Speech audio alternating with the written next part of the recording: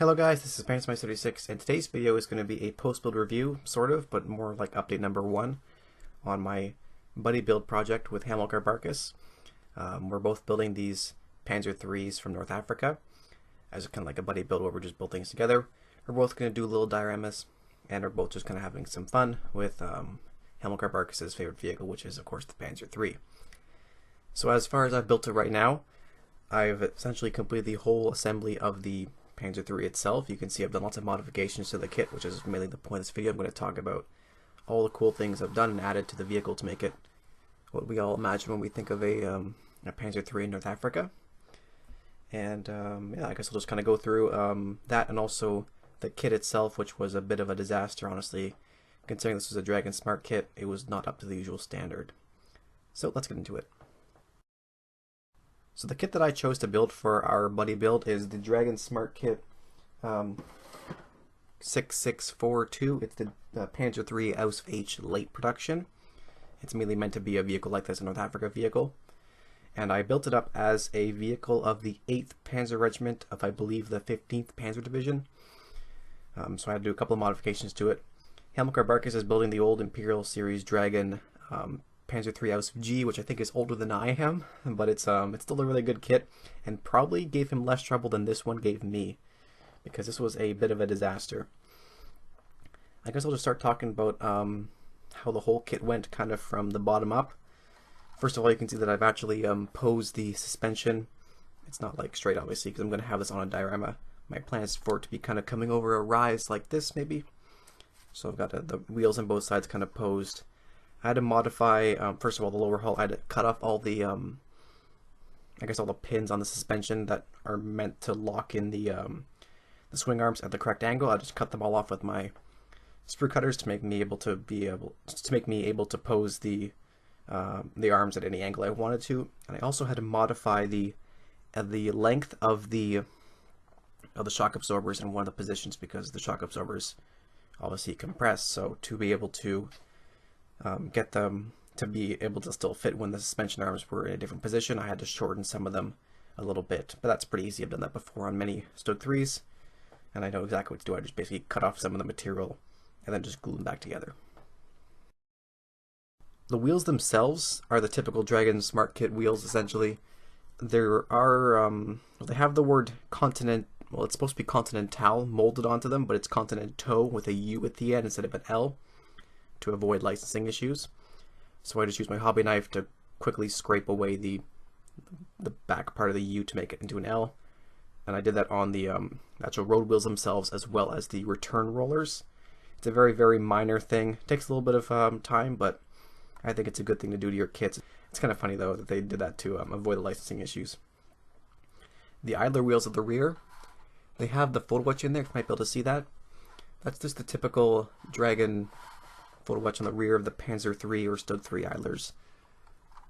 But on these newer smart kits, they're kind of cutting their costs. So instead of having a solid ring, it's actually 3 parts, which you have to glue in. There's 3 parts, and there's 2 idlers, and each idler has 2 halves, end up with 12 little photo etch, semicircular bits, and they're just a bit of a pain. The whole rings, when they gave you those, was a lot easier than this, but it's just extra effort. Dragon's cutting costs, reducing the size of their photo etch sheets, and that's what they had to do to be able to reduce the cost there. So I mean, it still looks good in the end, but it's just kind of a pain in the ass to have to be able to glue all those little tiny parts in there when you could just be gluing one and making sure they're all lined up and everything. It's a bit of a bother. I think next we can move on to the rear plate. The rear plate required some modification. This was not something I did. This is something the Dragon wants me to do in the kit. So you have the bolted-on armor that was added on the Panzer III H variant, and later ones you can see the bolted-on plate there, which is just bolted over the usual rear plate as well. So you have to slice off all this molded-on detail, which are mainly just the locating points for the exhaust and all these covers on the rear. You have to cut those all off and make sure it's nice and smooth. And then they want you to put on that rear panel, the bolted on piece. The issue is, though, it doesn't actually fit because it's too big. Like, I was trying to put it in, but then parts of where the, I guess the shackle mounts at the rear, are positioned, they're a little bit too, just the bolt-on plate they want you to add is too wide. So then I had to go in afterwards and remove some of the material on the inside faces of the shackle mounts there, the toe points at the rear. And then finally I was able to get the bolted plate to fit in. And it was just like a typical Dragon thing where you're like, this could have been made correct very easily by just changing the size of the piece, but they just want you to have to remove additional material because they're just molding their things kind of as cheaply as possible now. So once again, kind of a more modern Dragon cost-cutting measure that just added a little bit of frustration to the build. While we're on the subject of the rear hull area, there's bolted on strips that it's kind of tricky to see them, but it's between the fender and the engine deck.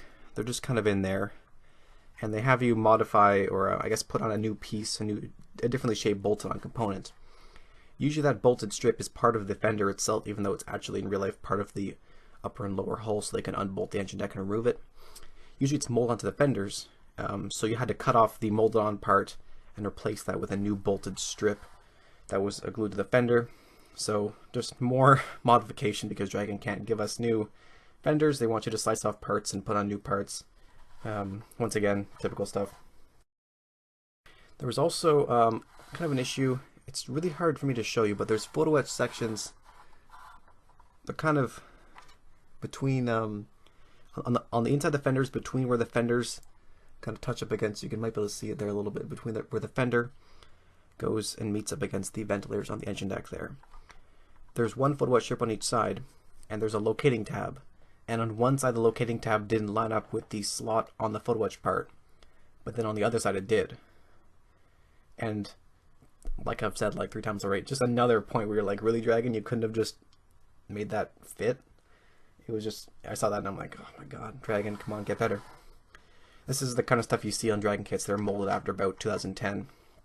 They really went downhill on their kits. They're putting old parts with new parts and stuff doesn't really fit together very well. Alright, so now that we're kind of done with the lower hull area, I think we can move on to the fenders and look at the tools and all the modifications I did up here. I did a lot of modifications to the position of the tools, mainly to simulate the stuff I usually see on these Panzer III North Africa, which usually includes a lot of spare track pins, which I've added. I'll show you those in a minute. I've also modified the location of the tools, so I moved the jack block, which is usually where these spare tires are. I moved it forward to here, and then I had to scratch build the actual mounts for it on the fender there to make it look like it used to be there. And then I also put these spare tires on there. Spare tires, I just scratch built a little kind of like bracket for them because usually only one is mounted, but you often see them stacked too high like this. So I just used a strip of PE there, added a couple of fake bolts and stuff. I think it looks pretty good. So that goes on there. It falls off very easily, so it's probably going to fall off again. I removed the S hooks, which go on here, and put a couple of pieces of spare track there instead. And then the S hooks are actually on the front here now. They are those 2 S-shaped things. They're holding on the spare track bracket inside the brake cooling vents. This piece of track is supposed to sit like that. So yeah, I put the S hooks there. I had to slice the tool clamps off of them because they're molded on. So I just cut them off with my sprue cutters and sand them down a little bit. And then I just kind of put them in here with these spare tracks. I think this looks really cool. I saw that in one vehicle and I'm like, that's kind of weird, but it's really, really cool looking how they just used the S hooks there to mount some spare tracks as armor. On this side, I added a value gear tarp here just because it looks cool. This little bin here is not, you're not supposed to put it on, but it's in the kit, so I just put it on. The axe was moved from over here to there so I could put the tarp on there. And then I also moved the fire extinguisher. It's now right there behind the rear light. Usually it was over, I don't know where it was before, it was somewhere. I think it was where I moved the jack block to over here. Yeah, so a lot of modification to the fenders there just to make everything look a little more DAC, I guess. Over here you can see the spare track pins that I've stuck into the ventilator there. You can see that very frequently on these North Africa Panzer IIIs. They just kind of stuck them in case they need to change the tracks, I guess. I did that here. Also on the other side as well. You can see them all up in there. And then I also piled a whole bunch right in there just in front of the jack. Just I took a whole bunch off the sprue and then piled them in there. They're located on the A sprue. They don't tell you to use them. I think they're mainly meant for the Stug 3G kits, but there's just a whole bunch of them on the sprue there. I just cut them off and then I just either rammed them in through the PE vents or piled them up over there. You might also be able to see that I think you've definitely noticed it by now, but I've added this little spare jerry can bracket thingy here. This is something that you very frequently see on these ones. They have a whole bunch of extra jerry cans mounted on the vehicle. So I just took a little bit of extra photo etch strips and just kind of bent them together. I think it's from a T-34. It was meant to be like straps or something like that. I just cut them up into various lengths, bent them at 90-degree angles, and then glued it all together to make a nice little bracket there in which the jerry cans fit very, very well. I think I really should get good at soldering, because that'll make this whole thing a lot easier and make it a lot more durable, because I was very, very fragile just super gluing it together. But it still looks very, very good. And while we're on the topic of that, I should also mention I did the same thing on the rear. These are more of the same photo etch strips, these 4 little kind of bent things. This is something that you see on these 8th Panzer Regiment vehicles. They basically made like a little rail on the rear by just bending these strips in like 3 points. Again, I just bent them with pliers and using a little bit of photo etch strip. And then they often took like little planks of wood between them, which I've used here. This is a lid from a Value Gear box of just like, it's a resin stowage box. I just put a couple planks on there over here, and I put a little box on top there. You can see vehicles where they've put tracks between them or more planks on this side and stuff, and then they just pile stuff on the back. I didn't go with too much stowage on this, like boxes and stuff, because I usually don't like to do that because I can't really paint them very well. But I kept on, I got a couple of tracks and jerry cans and the box over there. I think that looks pretty good. Often the vehicles didn't have that much stowage on them when they were actually going into combat. So this is just what I'm doing here on this example. It's kind of my style. Another thing in the instructions I want to point out is that when you're putting on the fenders, there's a piece that goes on the front. It's the front of the fender mount. It kind of goes above the drive sprockets. This was misnumbered in the instructions. They just showed you putting on, I think, one part, when there's a second part on the B sprue as well you have to put on, which is just kind of the actual part that I guess bends out and goes underneath the fender hinge at the front for the mudguard. I have a video I'm going to play here just so you can see how to do that. This is very, very frequently missed in these Dragon kits. They forget to either tell you to put these parts in all together, or they misnumber them, or they just forget a couple parts. So I made sure that I didn't forget those, because even though you can't really see them, I just want to make my kit pretty accurate, or as accurate as I can make it, I guess. There was a bit of damage I did to the fender, so you can definitely see that. Just a little bit of bends in the front and the rear. This was all done just by hand. Before I put the fenders on, I just grabbed them and twist them a little bit, making sure I don't crack them. Just make it look like a natural bend without a scrape or anything in it. That's just like experience. You gotta just know exactly how far to bend it without cracking it, because then you kind of ruined your kit.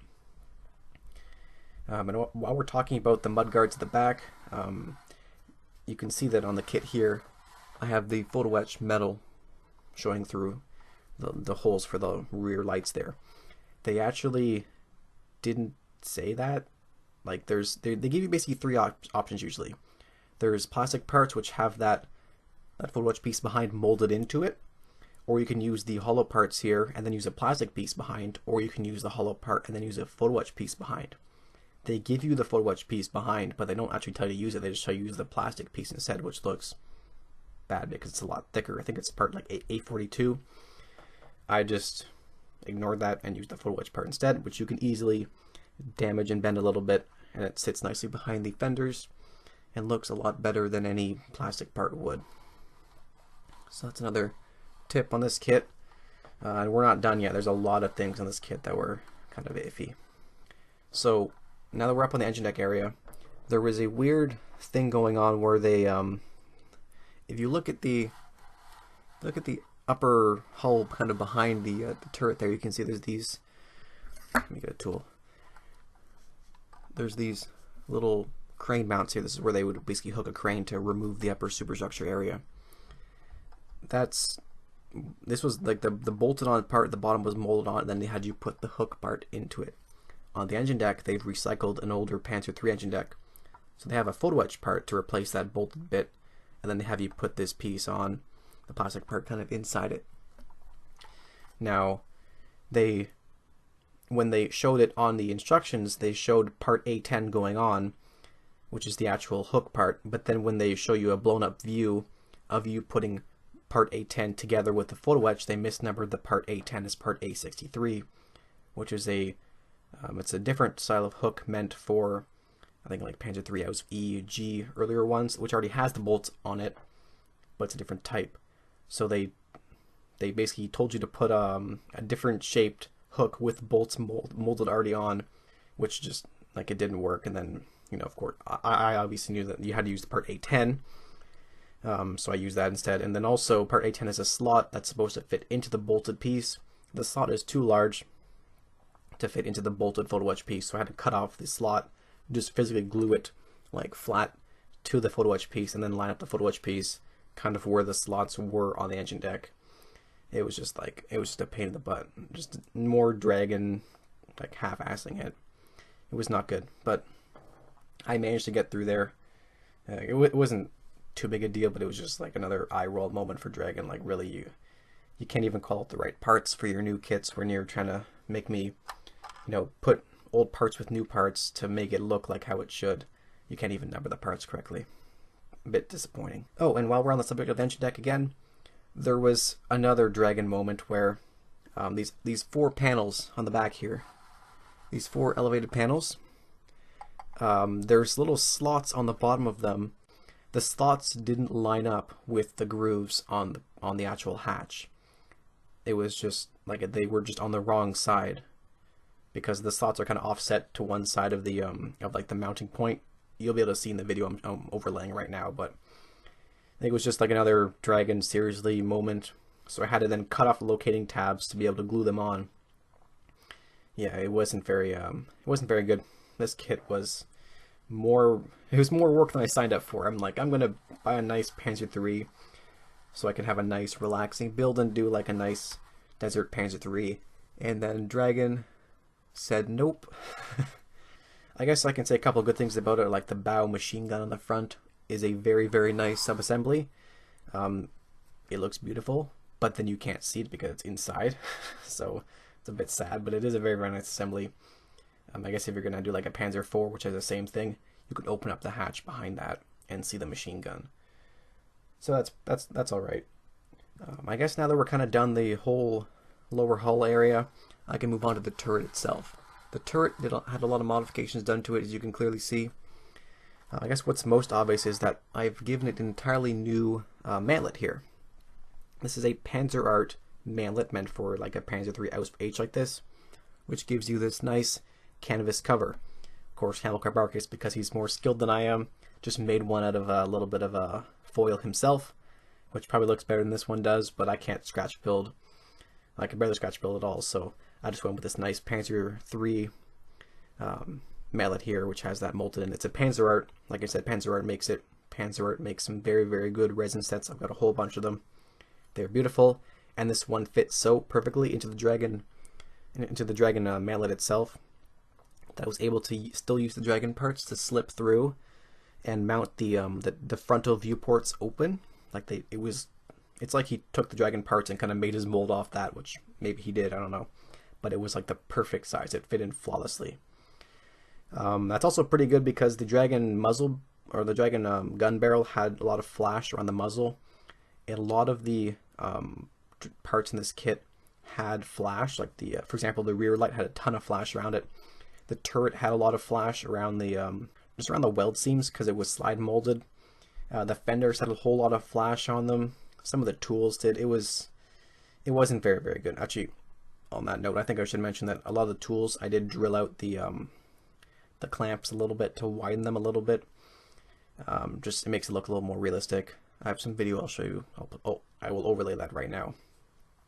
But yeah, a lot of flash in this kit, and there was even a whole bunch of grease on one of the sprues. It was just kind of disgusting. It was all around the the mounts for the return rollers. It was grease everywhere, and I was like, what is with this Dragon kit? This is not the Dragon that I knew in 2005.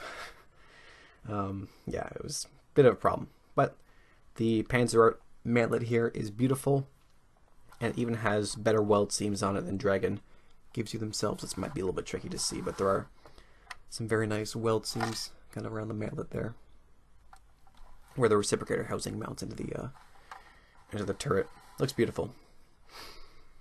The frontal turret piece you can see here is white styrene because I had to remake it. Dragon piece, it confused me because one side of the Dragon piece that goes on the frontal turret area had like seam lines and pin marks all over it, and I'm like, oh, that must be the interior face. So I just glued that face against the inside of the turret. Like, I glued it on with that face facing inwards. And then a couple days later, when I was putting on the Panzer mantlet, I realized, no, that was the outer face. So to remove that piece, I had to kind of destroy it. And I wasn't going to use it anyways because it was covered in pin marks. So I just kind of stuck it on a styrene sheet, traced it out with my hobby knife, and then just popped out. Like, I just made a new little sheet there of styrene of the same thickness, and then it fit perfectly. So that was good. A very easy modification, but I felt like I was scratch building something, which was pretty cool. But yeah, I'm surprised that Dragon had so many pin marks on the outer face of the front of the turret, which were completely exposed. It was disappointing, and it caught me by surprise. So I figured that must have been the interior face. A little bit sad. There's a lot of spare tracks I put in this vehicle. You can see that I've put a whole bunch in the upper turret area here, as well as this bit on the front hull, which is supposed to sit up kind of like that. And the stuff here, the stuff on the front of the hull, that's all just stuff that Dragon gives you in the kit. Well, actually, some of it is. Dragon gives you DS tracks in this kit, but they also give you a bunch of spare tracks as well, magic tracks, to put on as spares. So I use some of the spares, also some extras, and then I also use a set of magic tracks to put on the lower hull itself. But these tracks here, I scratch built little pins for them. You might be able to see that because they just are kind of, when you just leave them like this, they're open. So I put on little track pins by cutting off little strips of very, very small styrene rod that I usually use for weld seams. I cut little bits of that, glued them in, and a few points I actually took tiny little rivets off spare parts on the kit and just carefully put them on as the end as like a pin head. Very, very delicate, but it does add a nice amount of realism to the spare tracks. You might be able to see that, for example, on this part here from the front of the hull. It looks a lot more realistic if it's like this. You can see I put it in the back as well. Yeah, actually here you can see the Dragon gives you the type of tracks that they give you in this kit are these ones here, which are type 2 tracks, if you're curious. Which you can see they don't have the slots here for the Hammerstollen ice cleats. So these two here are the ones that they give you as spares, and these 4 here are some extras that I put on there. I mix and match them like this because it looks kind of cool. And like I said, I had to use a full set of Dragon magic tracks from my spares bin to put the tracks on the lower hull here because they gave you DS, which is again a typical Dragon eye roll thing where it's like nobody wants DS. I don't know anybody who likes DS over magic tracks. So, but they're cheaper for Dragon to make, so that's what we get. While we're looking at the turret, I should point out that they do have a nice photo etch piece here. Once again, I believe that was not actually called out. They told me to put on a plastic piece instead, but I found a photo etch part in one of the frets, so I stuck it on there. It's like a gun sight for the commander to see where the barrel's pointing. I also have the cupola mounted, or I have the cupola opened up, which I think it's removable. Yeah, I have the cupola open because I'm gonna put a commander figure in there. I'm gonna force myself to paint some more figures because I really need to. And the clear parts in there are very, very good. You can see I actually closed some of the viewports at the back and left the 3 front ones open. So that's just another modification I did. So apart from, I think that kind of covers up most of the issues. There were a couple of other misnumberings in the kit, but I think there was one with the smoke candle in the rear where they just mix up 2 of the part numbers, but it's obvious because it's just you're using 4 parts that are all next to each other on the sprue, and they're just telling you to use this one, which are switch numbers, which is just another typical Dragon thing. But apart from a lot of misnumberings and there's some kind of poor engineering, cost-cutting measures, the overall detail of the kit is very, very good. The weld seams are beautiful. The full watch that they give you, the PE over here and all the vents and stuff like that, it is very, very good. I should mention that I added the wires in the front here for the headlights. That stuff I added myself. I just used a little bit of spare headphone wire, and then I just kind of glued it on with some super glue in sections. Kind of I glue a strip, let that dry, bend it, and glue the next section, let that dry, and kind of continue on. I think they might have given me, I think they give you some really nasty looking photo etch tubes to put, or not photo etch, plastic tubes to go on there, which are massive and full of flash. I said nope, and just use the spare wire here that I put on instead. Looks a lot better. It's pretty easy. But like I was saying, apart from all the just kind of poor Dragon engineering, the actual detail and fit of the kit was very, very, very good. The parts, when you figure out which part number you want to put on, they slot together very, very nicely. And there was some flash on some parts, yeah, but maybe only a few sprues had that. Most of the sprues did look pretty nice. Also, well, I forgot to mention this, I have replaced the antenna with a piece of styrene rod, the same stuff I used for the track pins. I keep forgetting things, but I think that kind of wraps up this video. You can see that I had a lot of fun with this. Also a lot of work, a lot of frustration, but still it was a great project and I had lots of fun kind of building this together with Hamilkar, giving each other like little tips and stuff like that, showing each other photos of these things in real life, because you can see all the photos where they've moved the tools around and stuff, and where you can see where like the sand and the chipping's been, where it is on the vehicle. So overall, fun project, but the kit, I cannot really recommend it because it's kind of bad. Dragon makes a lot better kits than this, especially their earlier Panzer IIIs are a lot better than this. Their J, the early J. You can build a J as an Afrika vehicle anyways. That's a perfect kit. There's no errors in that at all, I think, because it's the original Panzer III kits. There's no new parts from them to mess up the numbers with. So with that, I think I've wrapped up my video here. This is, in conclusion, this is my entry into the Panzer III in North Africa, but I built with Hamilkar Barkas. I had a lot of fun fixing this kit, and mainly the fun was in modifying it to make it, have all those unique DAC features like the locations of the tools, the track pins, the stowage, jerry cans, stuff like that, all the spare tracks too.